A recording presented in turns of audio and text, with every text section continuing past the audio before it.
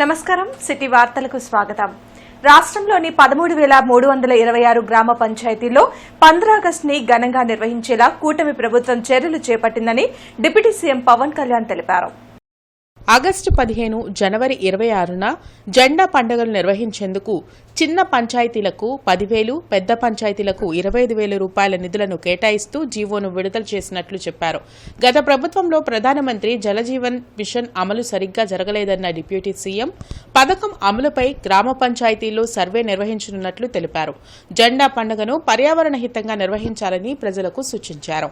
August 15 ఈ జెండా పండుగకు సంబంధించి ఆగస్టు 15న స్వాతంత్ర దినోత్సవ వేడుకల నిర్వహణకు నిధులు కొరత లేకుండా చేశాం.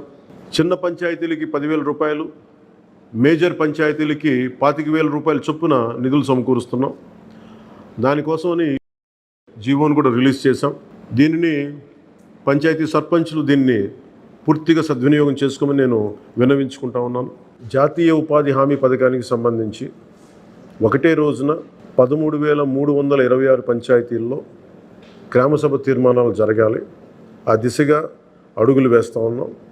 జాతీయ ఉపాధి హామీ పథకానికి సంబంధించిన ఆ పనులకి మన గ్రామాల్లో ఏ పనులు జరగాలి, ఏ పనులకి ఆ నిధులు కేటాయించాలి, ఈ దృష్టిలో గ్రామసభ తీర్మానం జరుగుతుంది.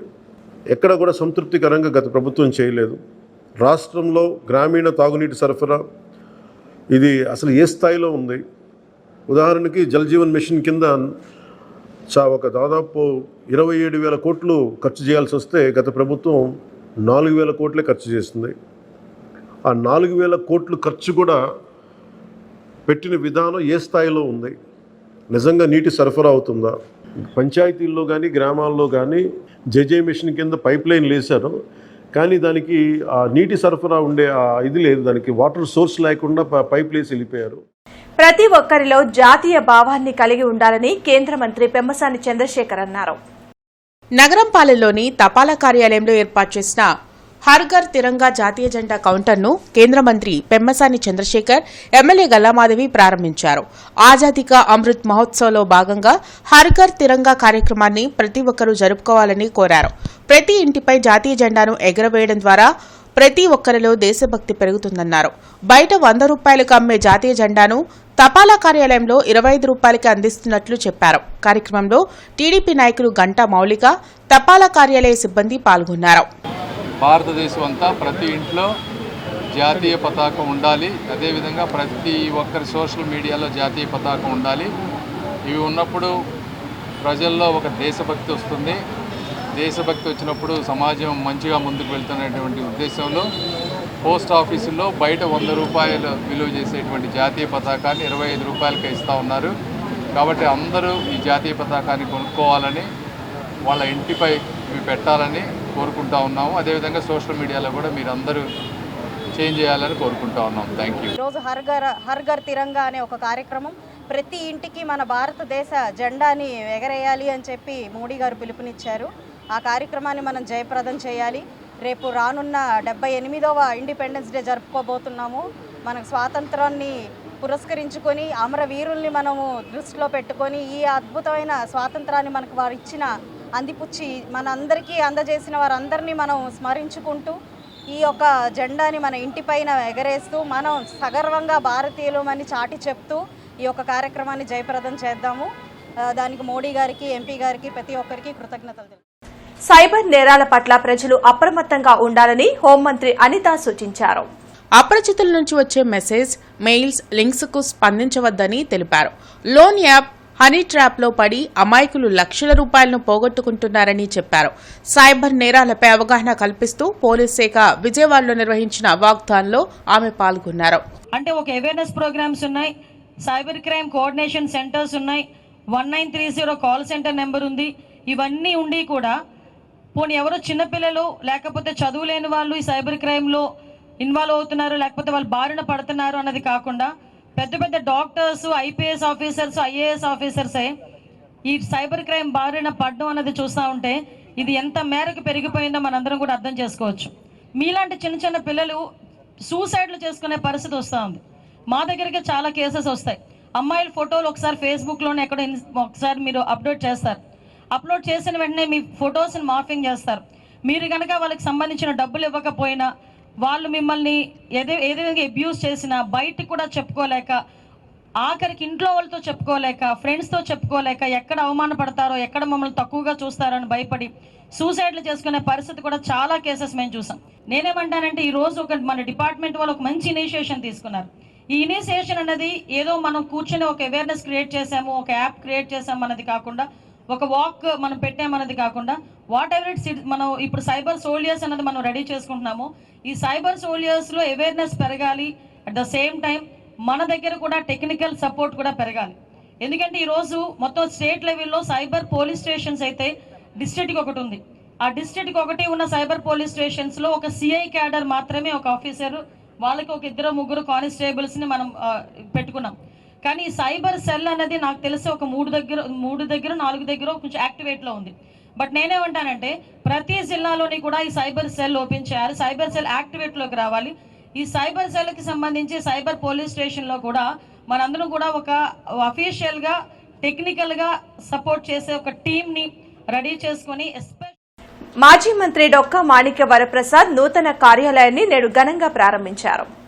బృందావన గార్డెన్స్ లో ఏర్పాటు చేసిన మాజీ మంత్రి డొక్కా మాణిక్యవర ప్రసాద్ నూతన కార్యాలయాన్ని ఎంపీ లావు కృష్ణదేవరాయలు, మాజీ కేంద్ర మంత్రి జేడీ శీలం ప్రారంభించారు. డొక్కా మాణిక్యవర ప్రసాద్ మంత్రిగా ప్రజలకు అనేక సేవలు అందించారన్నారు. భవిష్యత్తులో నిరంతరం ప్రజలకు అందుబాటులో ఉండేందుకు కార్యాలయాల్ని ఏర్పాటు చేయడం సంతోషకరమన్నారు. సామాజిక సేవతో పాటు న్యాయ సేవలు అందించేలా కార్యాలయాన్ని ఏర్పాటు చేశారన్నారు. భవిష్యత్తులో డొక్కా మాణిక్యవర ప్రసాద్ అనేక పదవులను అధిరోహించాలని ప్రతి ఒక్కరూ ఆశిస్తున్నట్లు చెప్పారు. కార్యక్రమంలో జనసేన నాయకులు గాదె వెంకటేశ్వరరావు, కాంగ్రెస్ నాయకులు మస్తాన్ వలీ తదితరులు పాల్గొన్నారు. గత కొన్ని నెలలుగా ఇంటి దగ్గర నుంచి నేను ప్రజా కార్యక్రమాలు నిర్వహిస్తూ ఉన్నాను. అపార్ట్మెంట్ కావడం వల్ల కొంచెం ఇబ్బందులు అవుతూ ఉన్నాయి. అందుకని ఆఫీస్ పెట్టుకోవాలని ఆఫీస్ పెట్టుకుంటాను.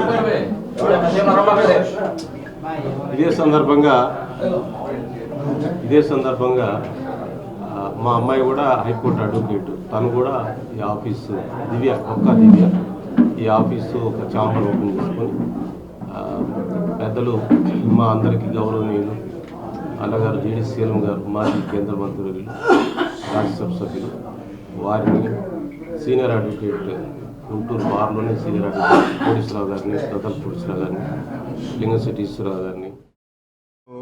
ఈరోజు చాలా మంచి రోజు. ఎందుకంటే వారి కుమార్తె కూడా మంచిగా చదువుకొని ప్రాక్టీస్ పెట్టి వారి తండ్రి గారి బాటలో సేవ చేయాలనేటువంటి ఉద్దేశంతో ఒక వ్యక్తిగతమైనటువంటి ఆఫీసు ప్లస్ లీగల్ ప్రాక్టీస్ సంబంధించినటువంటి విషయాలు కూడా చర్చించుకునేదానికి 10 మంది రావడానికి వీలుగా, మరి అందరినీ కూడా కలవడానికి సమయం వెచ్చించేదానికి ప్రత్యేకమైనటువంటి ఒక స్థలం కావాలని నిర్ణయించుకొని దీన్ని ఏర్పాటు చేసుకోవడం చాలా సంతోషం. పెద్దలు ముఖ్యంగా పేద ప్రజలకి ఒక వారి సమస్యల పరిష్కార వేదికగా ఉంటుందని ఆశిస్తున్నాను.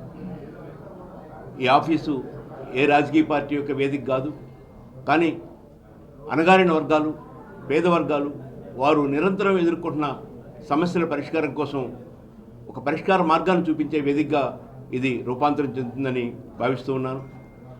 డొక్కా మాణిక్యవర ప్రసాద్ గారి యొక్క సేవల్ని ఈ సమాజం, ఇక్కడున్న రాజకీయ వ్యవస్థ పూర్తిగా వినియోగించుకోవాలని కోరుకుంటున్నాను. డొక్కా దివ్య గారు ఇటీవలనే హైకోర్టు న్యాయవాదిగా ప్రారంభించి మంచి అనుభవాలను పొంది ముందుకెళ్తున్న పరిస్థితి. ఇక్కడ న్యాయపరమైన సమస్యల పరిష్కారానికి కూడా దివ్య గారు తన తండ్రికి సహకారం అందిస్తుందని ఆశిస్తున్నాను. చాలా వాటిలో కేవలం రాజకీయాల పరంగానే కాకుండా గాంధీవాదిగా జాషువా గురించి జిల్లా మొత్తం కూడా తిరిగి ఆయన రాసిన రచనల గురించి చెప్పడం అయితే కానీ, ఆశయాలు ముందుకు తీసుకెళ్ళటమే కానీ, కేవలం ఒక దానికి కన్ఫైన్ అవ్వకుండా, కేవలం రాజకీయాలకు కన్ఫైన్ అవ్వకుండా అటు భాష పైన, మరొకటి సాంస్కృతిక పైన, వీటన్నిటిపైన కూడా ఒక పట్టున్న వ్యక్తి. అటువంటి వ్యక్తి ఈరోజు మరొకసారి రాజకీయాల్లో గట్టిగా యాక్టివ్గా ఉన్న మనిషి. అటువంటి వ్యక్తి ఈరోజు మరొకసారి మన అందరితో కూడా కలిసి ఇక్కడ ఈరోజు ఆఫీస్ ఓపెన్ చేసుకున్నారు. దానికి మా అందరి తరఫున కూడా ఆయనకి హృదయపూర్వక అభినందనలు తెలియజేసుకుంటా ఉన్నాం. మేమేదో ఆయనకి కంగ్రాచులేషన్స్ చెప్పాల్సిన అవసరం లేదు, సీనియర్ పొలిటీషియన్. మేమేదో ఆయనకి సలహాలు చెప్పాల్సిన అవసరం లేదు, ఆయనకి అన్నీ తెలుసు. రానున్న రోజుల్లో మరింతగా మా అందరికీ కూడా వెనకుండి నడిపించాలని చెప్పి మేము అందరం కూడా కోరుకుంటాం. ఒరాఫో జ్యువెలరీ షోరూమ్ ని నేడు ఘనంగా ప్రారంభించారు. బ్రాడీపేట 2వ లైన్లో ఏర్పాటు చేసిన ఒరాఫో నూతన జ్యువెలరీ షోరూంను ఎమ్మెల్యే గల్లామాధవి, బలగం సినిమా fame Kavya Kalyan Ram ribbon cut చేసి ప్రారంభించారు. ఒరాఫో 3వ జ్యువెలరీ షోరూంను గుంటూరు నగరంలో ప్రారంభించడం సంతోషకరమన్నారు. 92.5 విలువైన వెండితో విలువైన ఉత్పత్తులను అందించే లక్ష్యంతో ఒరాఫో జ్యువెలరీ షోరూంను నగరంలో ప్రారంభించారన్నారు. ప్రతి సందర్భంలో మహిళలకు అవసరమైన 92.5 విలువైన వెండితో ఆభరణాలను అందిస్తున్నట్లు చెప్పారు. షోరూం ప్రారంభోత్సవం సందర్భంగా ప్రతి కొనుగోలుపై ప్రత్యేక ఆఫర్లను ఇస్తున్నట్లు తెలిపారు. కార్యక్రమంలో డైరెక్టర్ కళ్యాణ్ రామ్ తదితరులు పాల్గొన్నారు. ఈరోజు ఒరాఫో జ్యువెలర్స్ ఓపెనింగ్ చేసుకోవడం జరిగింది. Very big congratulations to Kalyan Ram garu. చాలా అద్భుతమైన షోరూమ్ ఈరోజు ఓపెన్ చేశారు. ఏంటంటే silver jewellery replicating gold and diamonds అండి. చాలా అద్భుతంగా ఉంది. చాలా తక్కువ ధరకి గోల్డ్ వేసుకున్న ఫీల్ అండ్ డైమండ్స్ వేసుకున్న ఫీల్ ఇస్తున్నారు. ఇట్స్ లైక్ క్వైట్ అమేజింగ్ అండి. అందరూ కూడా దీన్ని సద్వినియోగం చేసుకోవాలి. ఎందుకంటే అత్యంత తక్కువ ధరలకి మనకి ఈరోజు అందుబాటులోకి ఒక కాంటెంపరీ జ్యువెలరీని వీళ్ళు పరిచయం చేస్తూ ఉన్నారు. చాలా కస్టమర్ బేస్ ఆంధ్ర సైడ్ నుంచి ఒరాఫోకి ఆల్రెడీ ఉంది. ఎందుకంటే మనకున్న డిజిటల్ రీచ్ వల్ల ఇప్పుడు అందరం ఇంట్లో కూర్చొని యూట్యూబ్, ఇన్స్టాగ్రామ్ కాన్స్టెంట్గా చూడడం వల్ల ఎక్కడో హైదరాబాద్లో ఉన్న బ్రాండ్కి ఆంధ్రాలో చాలా కస్టమర్ బేస్ ఉందంట. సో ఇంత కస్టమర్ బేస్ ఇక్కడ ఉన్నప్పుడు తప్పకుండా ఇక్కడ మనకి దగ్గరలో షోరూమ్ ఓపెన్ చేయాలని ఈరోజు ఒరాఫో జ్యువెల్స్ వాళ్ళు ఇక్కడ ఓపెన్ చేశారు. అండ్ ఆబ్వియస్లీ వాళ్ళ కలెక్షన్ చాలా చాలా చాలా బాగుంది. మేము గుంటూరు వాస్తవ్యులం. యాక్చువల్గా మా తాతల కాలం నుంచి ఎప్పటి నుంచి ఆ కోరిక ఉండింది నేటివ్ ప్లేస్లోకి వెళ్ళాలని. హైదరాబాద్లో సెటిల్ అయినా కూడా నేటివ్ ప్లేస్లో ఉండాలి మన బిజినెస్ ప్రెజెన్స్ అని చెప్పి ఎప్పటి నుంచో ప్రయత్నం ఇప్పుడు ఫలించింది. సో మీ అందరి ఆదరణ ఇట్లానే ఉంటుందని ఆశిస్తున్నాం తప్పకుండా. అండ్ అందరికీ అభిరుచులకు తగ్గట్టుగానే మేము ఆభరణాలు పూర్తి వాల్యూస్తో, వాల్యూ ఫర్ మనీ అంటాం కదా, ఈ వాల్యూ ఫర్ మనీగా అన్ని అష్యూరెన్సెస్తో, లైఫ్ టైం ఎక్స్చేంజ్ అనుకోండి, ఫెసిలిటీస్, మెయింటెనెన్స్, అన్ని రకాల సదుపాయాలతో ఎవరికైనా సరే వాళ్ళ బడ్జెట్స్ తగ్గట్టుగా జ్యువెలరీ ఇవ్వడమే మా ప్రాధాన్య ఉద్యమం.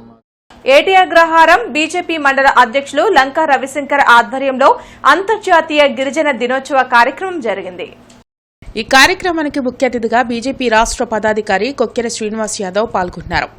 అనంతరం ఆయన మాట్లాడుతూ నరేంద్ర మోడీ సర్కార్ దేశంలో గిరిజనులకు చేసినటువంటి అనేక ప్రయోజనాలు, ఆర్థిక అధికారిత వల్లే సామాజిక చైతన్యం, వారికి సంబంధించిన మౌలిక సదుపాయాలు, దేశంలో అనేక అంశాలు ఉన్నాయని తెలిపారు. నరేంద్ర మోడీ సర్కార్ అంత్యోదయ సిద్ధాంతానికి నిలువెత్తు నిదర్శనమని తెలిపారు.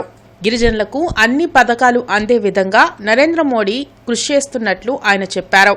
గిరిజన దినోత్సవం రోజున స్వాతంత్ర ఉద్యమ నాయకుడు, దేశం కోసం ప్రాణాలర్పించిన గొప్ప గిరిజన నాయకుడు బిర్సా ముండా ఫోటోకి పూలమాల వేసి నివాళులర్పించడం జరుగుతుందని తెలిపారు. కార్యక్రమంలో ధార్మిక శాఖ కన్వీనర్ ప్రతాప్ ప్రసాద్ శర్మ, జనసేన నాయకులు 3వ డివిజన్ అధ్యక్షులు దాసరి వెంకటేశ్వరరావు, జిల్లా కార్యదర్శి ఏలూరు లక్ష్మి తదితరులు పాల్గొన్నారు.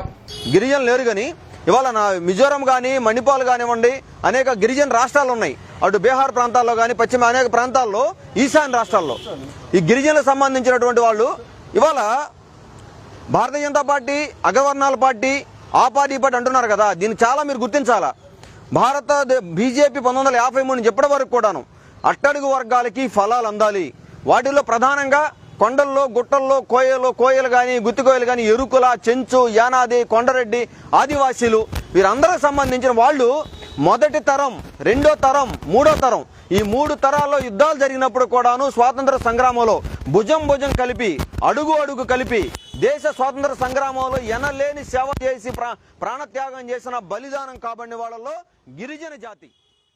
జిల్లా ఎస్పీ సతీష్ కుమార్ ను తెలుగుయువత అధ్యక్షులు రావిపాటి సాయికృష్ణ మర్యాదపూర్వకంగా కలిసి దుశ్శాలువాలతో ఆయన్ని సత్కరించారు. అనంతరం రావిపాటి సాయికృష్ణ మాట్లాడుతూ ఎస్పీగా బాధ్యతలు స్వీకరించినప్పటి నుండి గంజాయి, మత్తు పదార్థాల వినియోగం, బైక్ రేసింగ్లపైన ఉక్కుపాదం మోపటంలో ఆయన కృషి అభినందనీయమన్నారు. అలాగే ఈవ్టీజింగ్, ర్యాగింగ్ అణిచివేసేందుకు ప్రత్యేక శ్రద్ధ చూపాలని రావిపాటి సాయికృష్ణ కోరారు. ఈ వార్త ఇంతతో సమాప్తం. నమస్కారం.